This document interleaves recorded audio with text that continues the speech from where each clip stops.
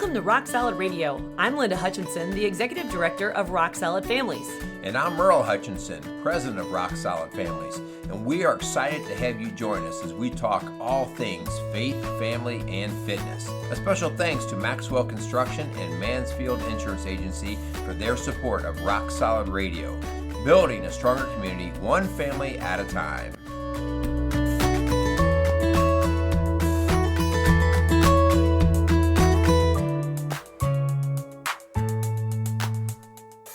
Welcome to Rock Solid Radio. Hi, I'm Merle Hutchinson, and we've got a great show for you guys tonight. It is a show on parenting, so if you are married, we'd love for you to listen to this with your spouse so that the two of you can both be on the same page. Speaking of same page, hello, Miss Linda. How are you doing? Good. We're glad you're tuning in. You know, we do feel like this is an important show because what we see walking in our doors all the time, there's so many parents unknowingly, I think, rescuing their child. That's what we're going to talk about tonight. What do you mean by that? Like, they're out swimming at the pool and they throw them some kind of no. lifesaver ring? Yeah. What do you mean? No, yeah, that definitely wouldn't be what we want to say. We're actually don't throw them the ring, just let them drown. We're actually calling this "Don't be a rescue parent," so that would not be good if we were saying "Don't go rescue your child."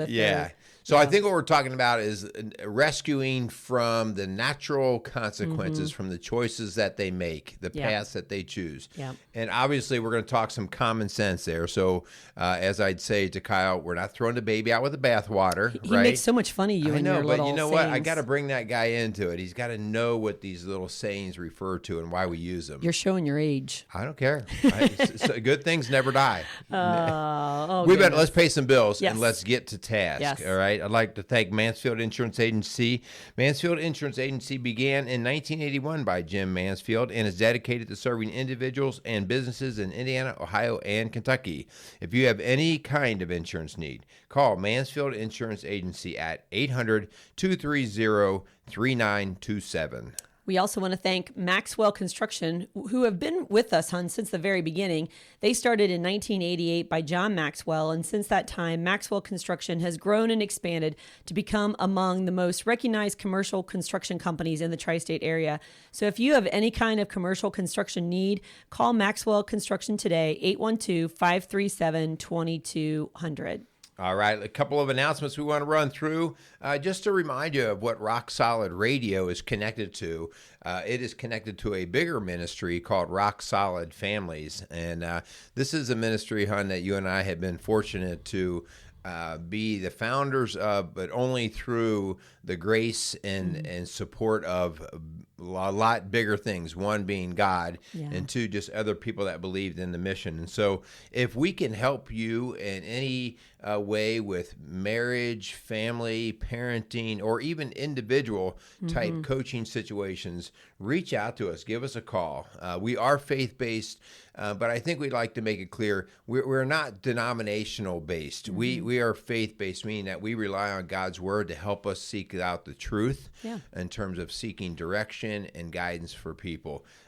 So reach out to us. You can get us at 812-576-7625. Yeah, our goal would be to equip individuals and couples and families with what they need, Hun, not just to survive this crazy time we're living in, but to thrive. So, Hun, let's talk a little bit about background, because you actually wrote an article, very similar topic on rescue parenting for our local paper, and then you also turned it into one of our blogs. And Hun, it got one of our most hits on our website, and it literally got a lot of attention, not just in our local community, but nationwide and international. Why is it that your blogs seem to hit a nerve? It must be the writing style and quality. It must, boy, all my old English teachers from high school are just shaking their head going, are you serious? You actually wrote something? Yeah, but it was crazy because the topic, I think, really hit a nerve. So I think that's why we wanted to do a show on this, because we felt like we wanted to revisit this topic and really kind of help our parents who are dealing with this topic of, what does it mean to be a rescue parent? So tell us a little bit about what you meant by that. So you have to remember that I came from a background of being an elementary school counselor for 20 years. I was in the schools themselves for 32 years, but for 20 years, actually got to work with the parents and the kids and the teachers at those very formative years. And You always, as a reference point, use your own life. You could only reference things based off of like, well, what was it like when I was a kid? And then you kind of would make reference to, well, what is it like for these kids now as they were coming up through those years and that I was working with them. And it's just really started to shine to me as to the neediness that our parents were just succumbing to, that they were creating in their kids. And that was basically every time there was a little issue or a bump in the road, parents did not want kids to experience this. And again, let me say this. I'm generalizing the statement a little bit. Not every single parent is falling into this, but way too many are, enough that we're creating a lot of entitlement sort of mentality, a lot of what can you do for me sort of thought. Yeah. And so that's kind of where it came from. And really what prompted me to actually do the writing, if I can share, we had... our daughter-in-law is just such a trooper, such a great mom to our grandkids. And she's an explorer, an adventurer herself. And she would take her kids, and still does take her kids out hiking all the time. I mean, they were in Hawaii and just exploring these mountainous trails. And a lot of people would look toddlers at her like, what are you doing with children on these trails? And she'd be like, no, we're going to hike. And one particular day, she went out with some friends, and they had all their kids, and she was videotaping the kids because they were all running with excitement and all this, and they were running up the trail in front of them.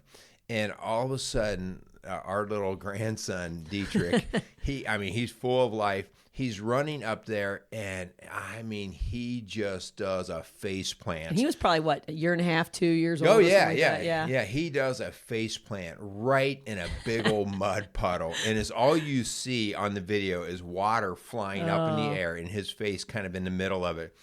And instead of laying our daughter-in-law like panicking and rushing to him and like, oh my gosh, she just strolls up nice and quietly, and she just goes, "You're okay, buddy." I think she was laughing. She may have been laughing too. She may have been laughing, yeah. And he basically pulled his head up out of the mud, and he looked at her and saw that she was just totally calm and smiling. And he's like, "I'm okay, Mom." And he just got right up and started going. And that just prompted the whole idea of, I wonder how many kids and parents in today's world, first off, would even take their kids hiking on those kind of trails. But secondly, when they would fall, whether they would say, "Let me pick you up, buddy. Let me wipe off your knees or your face or whatever." And they would sort of coddle them to the point where the child would want to cling to that comfortable feeling. Yeah. And so, we're not saying you don't help your child if they're injured and something like that, but we do set the stage for them when they're young of how much is too much. What's a risk? What's worth taking? What does it mean to be dirty? What does it mean to, scuff your knees? And so it's really important, I think, that early on we teach our kids like, hey, we're here and you're safe and you're secure, but man, life is worth taking risks, And so we're going to help a little bit today talk about how can we help our kids to be strong, courageous, adventurous, and be victors, not victims, because on a daily basis, I think it's important that we're going to allow our kids to take reasonable risks. And as parents, that we're teaching them how to celebrate victories and learn from their mistakes. So, yeah. So I think, hun, that's so important. The idea is not that your kids are falling, but how well they get back up. And those are the reasonable risk. And again, like, we're just going to keep that as a backdrop to this, as a reasonable risk. Yeah. Let's bring it to current day. Just yesterday, our teenage son locked his keys in his car. And he called us for help, and, he asked if we had a coat hanger, and I didn't have a coat hanger here in the office. I think you called it a hang coder. I did call it a hang coder. I don't know why. And so, and here he is. He's heading to work, and he's stuck. And so it was one of those things where I asked him to go into the gas station where he was. He was getting gas at the time, and ask, and then, call me back. Well, he kind of took it upon himself to figure it out. And I appreciated that, Now what he didn't know is I had AAA, and it would have been free if he would have gotten me involved in this. But my point is that He figured it out. It was cold. He was locked out. He had to go to work. And so he figured that, and he rescued himself. And so I was really proud of him, actually, for at least being intuitive enough to try to figure out that problem. Yeah. Problem solve. So, hon, let's talk about really what this issue is about. This is actually not a kid problem. Okay. So, parents, we're going to step on your toes maybe a little bit here, but hear us out, okay? Because it's ultimately for your kids. It's for you. It's our community. All right. What is actually happening here when we're jumping into rescuing our kids like this is it's actually an insecurity of us as parents. More today, and this kind of brings me to my work that I did as an elementary school counselor. More today than I think any time in the modern history here has been parents second guessing everything that they're doing. They're wondering if they're going to make a mistake. And it has so much to do with us being insecure as parents. We're wondering if other people are going to shake their head at us. We're wondering if we're going to ruin our kids for life.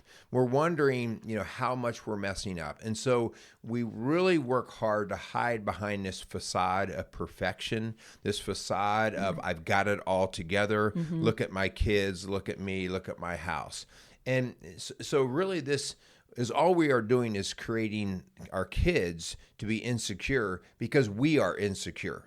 Okay. And again, hear me out, parents. Okay. Hear me out. This is something that we can't blame our kids for feeling entitled or wanting extra nurturing. That's what kids do. Kids want their way. Kids want to feel good. They want to feel secure.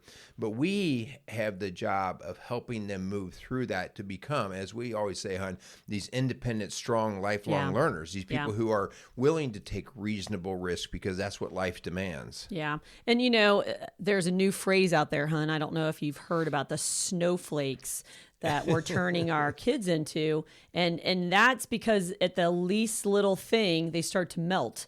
And we see that, that's where I think a lot of the bullying concept came in. I'm not saying there's not mean kids out there and they're saying mean things, but we can't melt at the first word or the first thing a child does to us. If you're constantly going to come in and rescue your kids from kids who say mean things, you're going to have to wrap them up in bubble and you're going to have to go to school with them every day.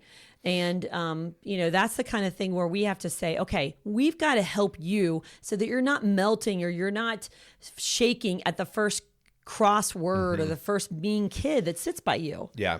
Yeah. So let's talk a little bit about how we can help parents. Okay. And the very first thing that I'm going to say in this is I'm going to ask you as a parent to stop questioning yourself around every corner. Okay, stop questioning your spouse, especially on things that just are not that critical. Okay, they're not life and death. Okay, when should my child start to read? How many times have we talked about this? The idea that all of these kids come in and they're so overread by the time they get to kindergarten, and then they come in and the parent thinks they're gifted. Yeah. And the research shows, and we saw it all the time in my work, by the time we get to second or third grade, it pretty much the kid seeks their natural level. Yeah. And so that's another example. And so let's take a deep breath, parents, and let's back up just a little bit. All right. Yeah. And let's start to trust our instincts. Yeah. And the way that we do this is we think, and I want, mom and dad both to be, this is probably more critical, that mom and dad get on the same page. Yeah. On what they want for their kids. Yeah. And we always ask this, well, what do you want for your kids when they become adults? Yeah. And hon, let's go back to our child and his locking his keys out of the car. I did second guess myself after that situation when I realized, and that's the thing. That's the thing I'm getting to is that I could have saved him $68. But then I thought about this. One, he took care of the problem himself. Right. Two, it cost him something, so I think he's going to remember it next time. Maybe even get himself a spare key. Right. And three, I knew if I looked at you and said, "Oh, I feel bad," that you were going to be like, "Linda, seriously, he needs to learn to figure this out." And so I kind of had to slap myself like, okay, no, it was actually better the way it worked out than if I had come in and rescued him. And he was a little chilly outside. It was outside. A little chilly outside. which made me laugh. But and again, remember, this is not a meanness. This is a matter of, hey, let them figure it out. He'll be okay. This is not. Well, we were talking about getting a spare key for the last 6 months, and he hasn't done that. Yeah, and he hasn't done it, and now this might prompt him to do that. Yeah. And so again, as we've said, this is, at some point, some of these stories become funny. They become, those things that down the road kids laugh about them, and when they become adults and go, yeah, I remember when my dad, yeah. And so that's so much of what this is about. And here's the thing. You could have helped him so quickly and in the moment. Yeah. And that would have made you feel good. Yeah. In the moment. And it would have made him feel relieved. Yeah. But it would have just kicked the can of learning down the road a little bit farther. That's what we're already struggling with. Yeah. Right? Yeah.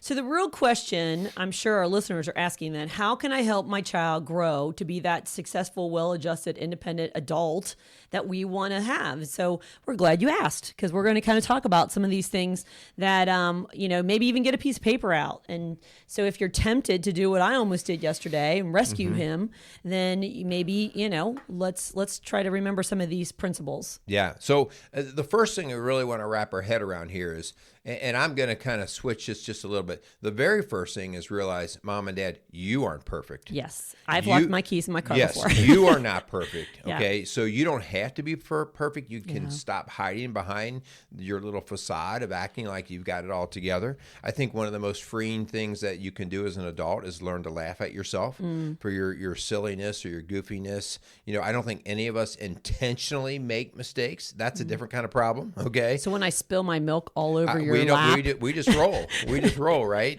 We don't yell and scream. We don't get upset, but we don't, we just roll. And so the first thing is to recognize none of us are perfect. Coming right off of the coattails of that is neither are your kids. Yeah. Right. Yeah. Recognizing that your kids aren't perfect and how difficult it is that you're making it for them to hold them to this little perfection mode standard that you can't. Yeah, because eventually when life starts to deliver them these hard blows, they're going to wonder, what is wrong with me? Why am I not doing this? And we've talked about this before. Our oldest son was a perfection seeker as a little guy. Okay, we didn't have to teach him that. He was wired that way. And whether it was in school or any activities he did, he always seemed to rise to the top. And one of the biggest beauties that we found for him in terms of helping us parent was wrestling. Yeah, when he got his butt kicked, yeah. right? He got his butt kicked. And, it was, and again, he handled that very well. He didn't sit off and pout and cry. It was like, well, what are you going to do? Yeah. What are you going to do? And those were great instructive times in his life that made him the man he is today. Yeah. So especially, I think this is important as your kids get older and be honest with them about the places you messed up in. I don't think it's right to keep all of your past a secret. If really, honestly, some of those tough lessons that you learned, your kids could benefit from, age Just give them appropriately. the PG version. Yes, exactly. Age appropriately, of course. But, the drinking issues, the drugs, sex, getting in trouble, those things, our kids need to know that we made mistakes too, but that we've learned from them. But the other thing, hun, is to not own your kids' mistakes, to not take them on as your badge of, shame. If your children mess up, they mess up. Yeah. I think that's, we see this all the time. Kids get in trouble. Get a 15, 16, 17-year-old kid, teenager that gets in trouble, especially with the law. And the parent is there hiring attorneys, getting the defense case set. And it's just, I'm not saying there is not ever a case to do that. Obviously, That's every case is different. But by and large, if you smell that your kid could be even partially responsible in this, you just need to let them figure out how to get through this. Yeah. These typically are not life or death situations. They are hard situations. Yeah.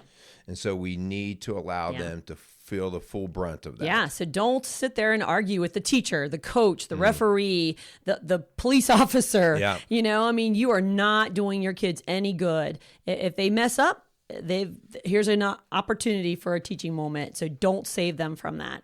How about the next one? Never make excuses for your child. For instance, well, they weren't feeling good, or they had been up late the night before, teacher. All you're doing is allowing your kids to be a victim. Yeah, for sure.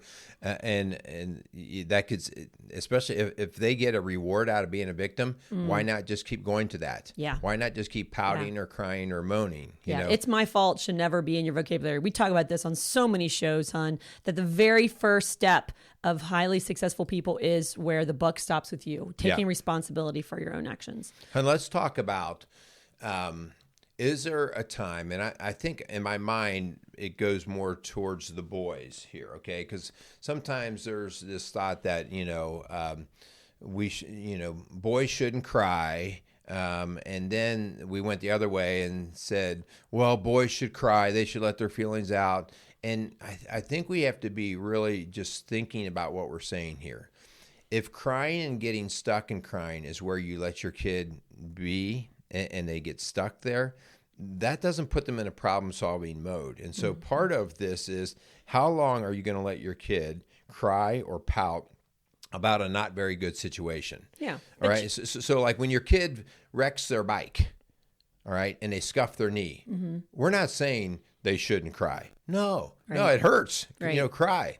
But for that to then ruin the rest of the day, or the rest of the group, they want to sit up in your lap then forever. As a parent, you have to say, hey, you're going to be okay. You need to brush yourself up, and now let's go. And as the old saying goes, get back up on the horse. So what you're saying is limit the amount of time that the child's pouting or feeling sorry for themselves. If they need to go in their room, take a little time out and kind of regroup, get their thoughts together. We're not saying the emotion's never going to happen. That we want the child to have emotion, but we want them to be able to regulate that emotion and be able to bring it back around in a reasonable amount of time. Yeah. So. How about, so with risk taking,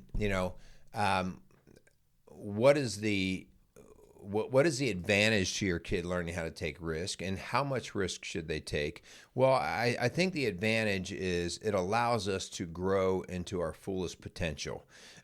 Being full of dreams and never exploring how they actually roll out really puts us in a place of just being totally a big zero. What if? Yeah, you had a life of nothingness. Yeah. And so the idea that you learn to take risk. So what's an age-appropriate risk that our kids should be taking? What is your thought on that? Like, what's an age-appropriate risk? Should I let my 12-year-old run the streets at night because his older brother and sister's out there? Yeah, I think that you need to weigh the consequences and the actions. There's a difference between our 5-year-old climbing on the top of the playground. We used to have that playground, and not the monkey bars on the bottom. He would climb on the top, and so we were around, and he could do those things when we were around to kind of supervise until he got old enough where we felt like we could trust it. But we also needed to look around as who else or what else is there. So you need to look at the other factors, whether it be other people that are older and maybe you're not so sure about their value system. That's a whole different animal there. So I think there's a little difference between, biking off of a ramp and running around the neighborhood with your 12-year-old with a 16-year-old kid. There's different risks, I think. And one of the ways that I think that we've kind of learned to measure that is, are they able to handle the natural consequences that would come their way? If they hurt or fell or broke things. Okay, I'm going to let you do this, but I'm not going to let you do it if as a parent, I know you're not ready to handle the consequences, okay? Because a lot of times, especially our teenagers, they minimize the consequences. Oh, well, it'll be no big deal. Well, if you find yourself in a juvenile detention center, are you going to be able to handle that? Well, and some of them is, do we want to put our child into an unhealthy, immoral situation? For instance, there's a risk to letting your daughter's boyfriend move in with you. And that's really not sure if I want that kind of risk involved in our home, you know? And so we have to really decide, what does that do to our child? What kind of risk do they put into, or the situation, how dangerous could it get? Right. Yeah. What could the long-term outcome be? One of the things that you and I always talk about, Hun, is we've just always never wanted our kids, we want them to take risk. We want them to take the consequences, the brunt of that. But none of us want our kids to be hurt with a long-term or lifelong damage, whether it be a permanent loss of life or paralysis or whatever. I mean, those are the kind of things where you're like, no, man, nobody wants that. But short of hitting those extremes, we do want our kids to experience the full consequence. So encourage exploration and exposure to different things, I mean, if you're on vacation, let your kids maybe do some kite surfing or, some jet ski, things that maybe are out of their comfort zone, out of their norm. That's part of the discovery process. You might find something that they excel at, things that they've always wanted to do, maybe scuba diving or something that, turns out to be a career. And so those are the things that, you want to give your kids a chance to explore. Yeah. So as we talked about earlier, as we start to wrap things up, we always have a challenge. And the challenge really here is first just wrapping your own mind around what level of perfection are you trying to keep your bubble? I'm going to say, what kind of protective bubble to keep your child and yourself in a perfect scenario? What are you trying to maintain here? So it's worth the conversation with your spouse. It's worth just some reflection on what am I really trying to save them from? And hun, you and I have to do this as well, right? We don't want our kids to fail, but sometimes we're like, you know what? They mentioned they want to do this. Let's go ahead. Let's go ahead and think about it and let them play it out and see how it rolls with them. Yeah, so there's some things that we think you should kind of look through the lens. At least this is what we do, looking through the lens. We want to make sure that we teach that faith, God, and in this world is important, that we need faith. We need the Lord. And so we're going to do that. We're going to use him as our lens. His word is our guide. That's super important. What else do we want to teach our kids? I think it's very important to teach them the value of honesty and hard work. When we're talking about risk taking and things like that, a lot of times people are willing to take risk if they don't have to do the work to get out. Oh, yeah. If they can kind of, And so I am all like, we have a younger one who wants to go out and ride his dirt bike and do all this stuff. That sounds awesome. I can't wait. But are you willing to do all the work that it takes to maintain the dirt bike, to maintain the grades, to fix it? Yeah. And so when those come up short, the dirt bike just sits. Yeah. Taking responsibility for their actions. So maybe they take a risk and it does end up not going so well and you crash the dirt bike. Then are you going to be the one that takes responsibility for fixing it and paying for it? Hun, how about resiliency? That's a huge one. Man, resiliency is so important. This is the idea that we always talk about. It's not how hard you fall down. It's how quickly you get back up. And hun, you made mention earlier in the show, this is really the testament to every great successful person, because every one of us get knocked down. We get knocked down on a regular basis just in our work. You spend time and energy on something and it blows up in your face or doesn't go the way you want it to go. And you have a choice to make. Well, am I going to sit here and pout or am I going to try to find another way? And so that resilience, that perseverance is something that you really want to instill with your kids. And the way to do that is you got to let them get dirty. Yeah. And finally, hun, I think we really need to just look at what God's word says about this, that we are called to do things not on our own strength, but his strength. And that in Romans 8:28, it says, and we know that all things God works for the good of those who love him, who have been called according to his purpose. And so we've got to just keep that perspective. This world is not about us. It's about the Lord and how we are serving him, how we are showing people him, how we are reflecting his image. And so if what we're doing and the risks we're taking are all about ourselves and showing off, then we're missing the boat. This is about how we can take risks for him. Hun, I feel like Rock Solid Families is a risk we took for him.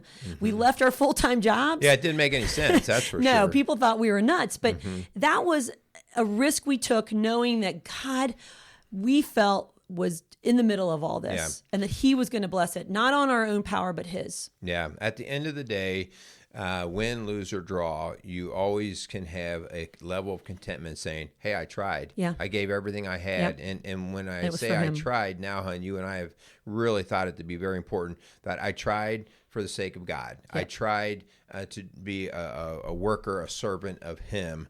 And again, we're given no guarantees on how any of that's going to turn out here on this earth. But I trust him for the answers. Yeah.